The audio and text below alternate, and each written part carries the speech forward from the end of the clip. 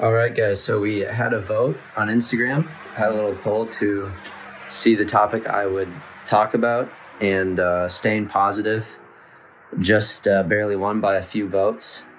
The other topic was how to train your best. It's kind of like personally how to train on and off court to be the best tennis player you can be. Since it was so close, I might do a video on that down the road. But today, I'm going to give you a few things on staying positive in tennis.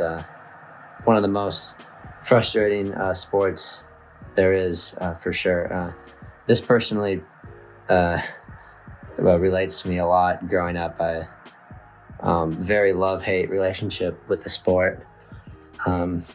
Just always in a constant battle with myself, really, of temper tantrums, crying on the court, throwing the racket around a bit. You name it, I was probably doing it. But it was some of it bad behavior. Learned from it, grew from it. But when I do see that, when kids are frustrated and stuff, it is a good. I think overall it is a good thing, and a lot of pros have had that growing up. To me, it really means like you really want to win, and it's good to see that in young kids, and instead of just kind of I don't really care that much attitude. I kind of like when the kids get a little heated out there. Makes sport more interesting, more fun, but you got to be able to control it and use it to your advantage and not behave poorly. So I have three things pretty much. The first thing is having goals. So long-term goals help a ton with staying the course when bad things are happening or even good things are happening.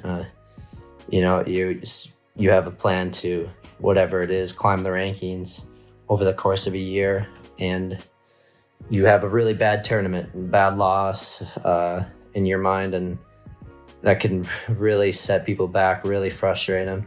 But you just have to keep riding it out and see that long-term goal, and to bounce back from the tough matches, the tough tournaments, which the top players have. Everyone has it. You got to just ride the course. You can't let those beat you up.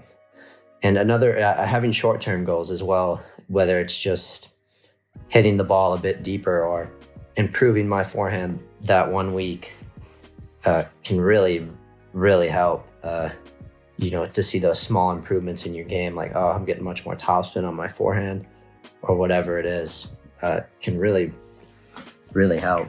Number two is putting your frustration into improving your game. So there's a lot of players, whatever the bad tournament or bad practice, you hit it, you're missing, and you're just whatever it is, you get frustrated and are hitting the balls everywhere. You're hitting it at the ball at the tarp, and then the next point you miss the first ball. You're just too much. You're too frustrated. You're just out of control. You're not using your frustration the right way.